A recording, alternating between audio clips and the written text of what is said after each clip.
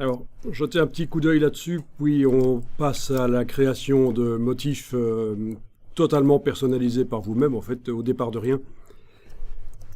Jetez juste un œil là-dessus, je vous montre. Avec la flèche blanche, je sélectionne ceci, et je vais demander bien sûr sélection identique couleur de fond.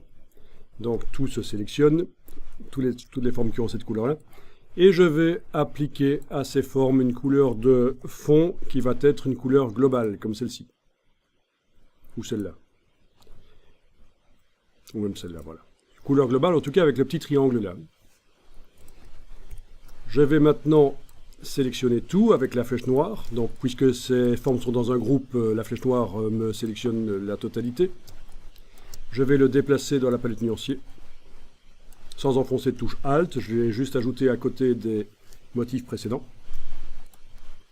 Et je vais l'utiliser dans une forme, ou plusieurs formes d'ailleurs. Clic, majuscule, clic. Voilà. Eh bien, vu que c'est une couleur globale qui est utilisée, là, la couleur que j'ai mise, en modifiant la couleur globale dans le nuancier, ça va modifier la couleur du motif.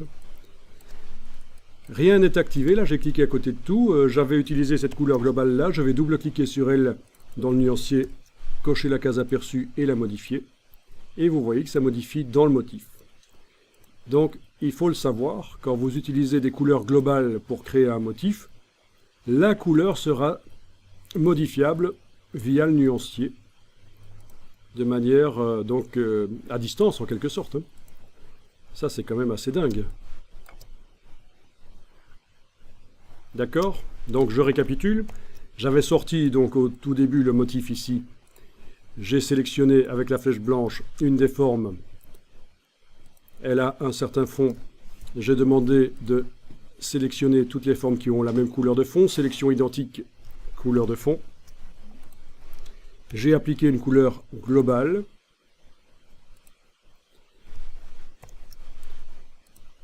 Une couleur globale.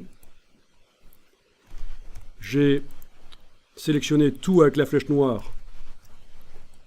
Je l'ai amené dans le nuancier. Ça crée un motif. Quand j'applique ce motif sur une forme ou l'autre,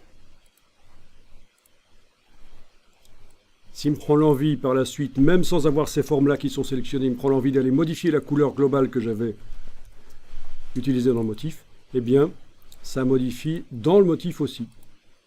Voilà. Ça peut être intéressant pour modifier un motif à distance aussi, alors qu'il est déjà utilisé dans plein de formes peut-être. Hein.